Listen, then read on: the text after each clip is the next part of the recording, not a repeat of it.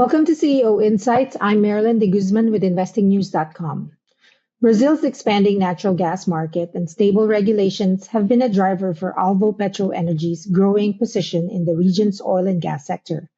Speaking with me now is Alvopetro's CEO, Corey Ruttan. Welcome, Corey. Thank you. I guess we can start our conversation with just an overview for our viewers or investors that maybe is not familiar with Alvopetro. Could you provide our viewers with just a background of your company and your value proposition for investors? Sure. Yeah. Alvopetro is a TSX listed energy company. We're operating in Northeast Brazil, just north of the city of Salvador in the state of Bahia. Our operating team has a long history of operating in Latin America, first starting with a company called Pacalta Resources in Ecuador in the late 90s. And then after that with Petrominerales, which was operating in Colombia and Peru.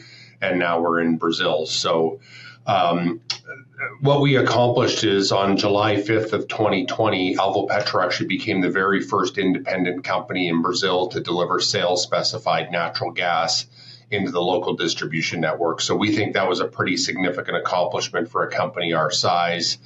One of the things we've done is we've created this more balanced and disciplined capital allocation model where we're basically looking to take half of our cash flows and reinvest that in organic growth and take the other half and return it to stakeholders. So, what that's resulted in is we've almost already returned $50 million US to shareholders in the form of dividends.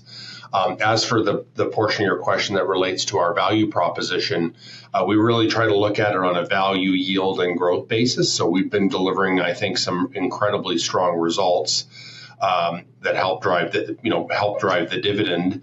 The dividend is paid quarterly in US dollars. It translates into a current yield of about 10%. From a value perspective, we're trading at about 1/3 of our proved plus probable net asset value. So I think on a value basis alone, it's a very attractive investment.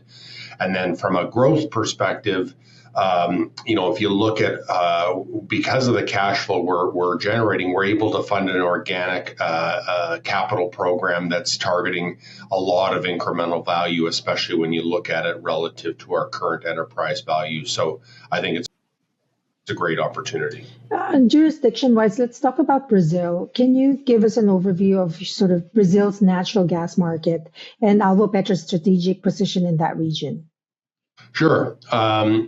Like I said, we brought our project on stream on July 5th of 2020, and at the time, the natural gas market was pretty much entirely dominated by Petrobras, the state oil company. So a couple of things were happening during that time.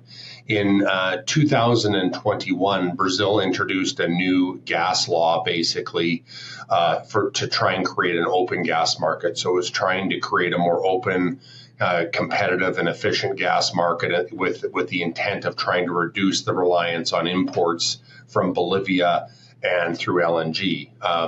And I think that it's significant to note that we implemented our project before any of that was in place. So we were really an early pioneer that I think helped contribute to the whole opening of the entire gas market in Brazil.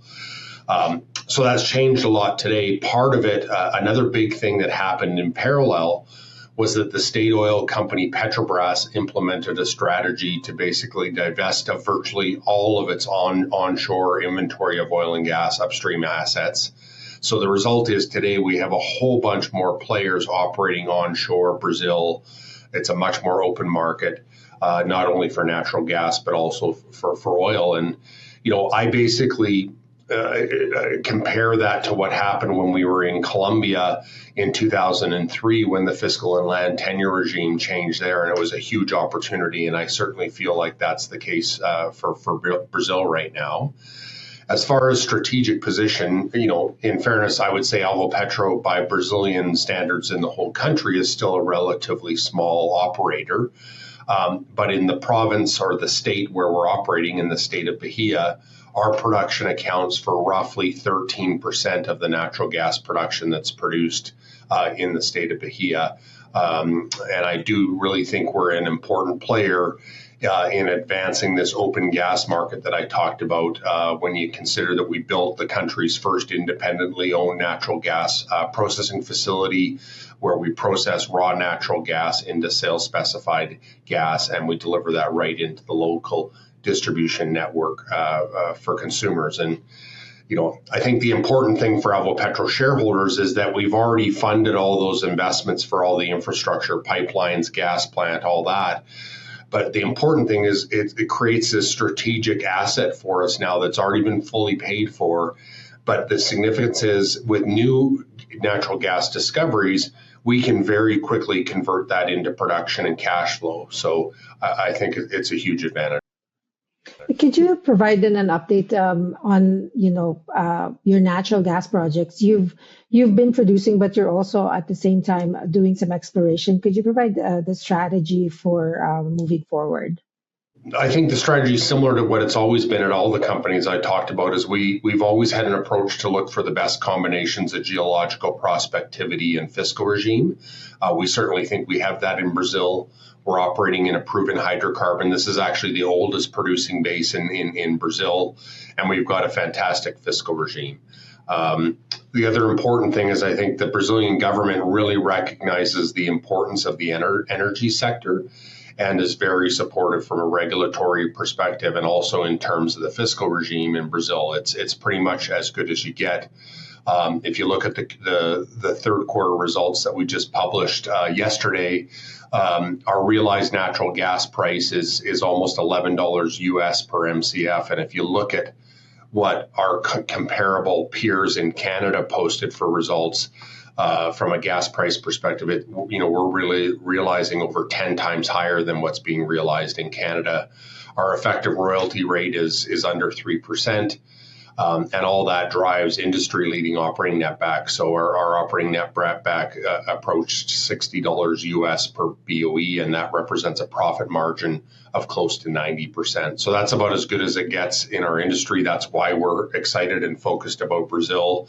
And then, there's further incentives. Our project actually qualifies for a 15% income tax rate. So we think there's a huge advantage to being in Brazil. That's why we're excited about our growth prospects and why we're reinvesting in that organic growth from those cash flows. From a team perspective, the nice thing is because this is an older producing basin, our team's actually been working in this basin for more than 10 years. And I really think they've been fundamental to the success that we've achieved to date and to the many milestones that we've achieved in Brazil. I wonder if you could provide sort of your insight on, with the global transition to clean energy, obviously you're in the natural gas sector. Why should investors maybe make a case for investor why they should be looking at investing in natural gas? I think fundamentally, and I think people are starting to realize this more now, that the reality is the world needs more energy, not less. And oil and gas undoubtedly are going to continue to play a very important role in the energy mix. If you look at Brazil specifically, about 93% of the energy in Brazil actually comes from hydroelectric and renewable sources. But the challenge is, and we've seen this very recently, is when energy demand is at its highest, it's not always windy and it's not always sunny. So what we've seen lately is all the natural gas-fired power plants are being dispatched on very short notice during these critical parts of the day.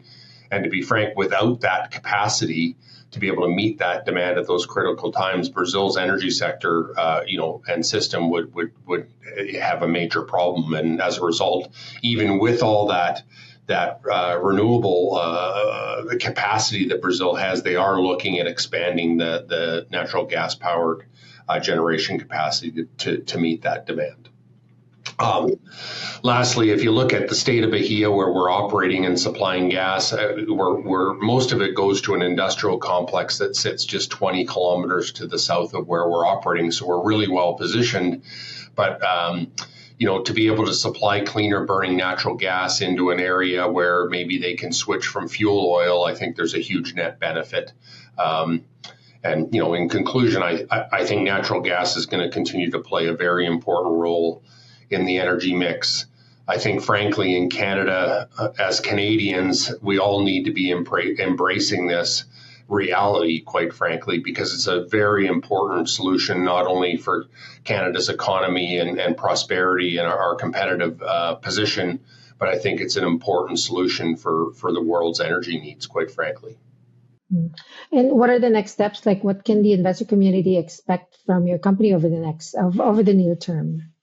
Obviously, off the back of the results that we've been posting since July 5th of 2020, we've been delivering some pretty strong results, way ahead of the expectations that we set before the project came on. So what that's allowing us to do, it allowed us to fully repay all of our project financing loan within the first couple of years of coming on production. We're debt free. We're paying that dividend I referred to earlier. Like I said, we've already returned close to $50 million to shareholders in dividends. Moving forward, our goal is basically to take the production level that we had in the third quarter and increase that by about another 50%. And that would take us up to the current capacity of our plant, or about 3,000 barrels of oil equivalent per day. And then our medium to longer term goal would be to double that again. And where we're focused on, and this is an organically funded capital program, right now are really two key areas. It's our Cabaret project, which was our existing core asset that helped build out all this infrastructure. We're drilling 5 new development wells there, probably starting early in 2025. And that's to expand the productive capacity of that joint field that we have with our partner. And then of significance immediately north of that, and it's already pipeline connected and there's a facility there, just north of that Cabaret project is a 100% working interest project that we call Murucututu. We just announced some pretty exciting well results there from a well called 183A3, certainly exceeding our initial expectations there. The well's been producing over 2 million cubic feet a day, plus about 50 barrels of associated condensate. And our plan is to follow that success up with a new development well immediately to the south of that, drilled off of an existing pad. And we think there's a tremendous amount of growth opportunity that can come from this 100% owned Murucututu asset. Right. Well, thanks, Corey, for coming here and giving us an update on your company. All right. Well, thank you for the opportunity. And thanks, everyone, for watching. Join us again next time for another edition of CEO Insights. If you like this video, like or leave a comment below. We'd love to hear from you. And if you haven't already done so, subscribe to our YouTube channel for more exclusive interviews and updates.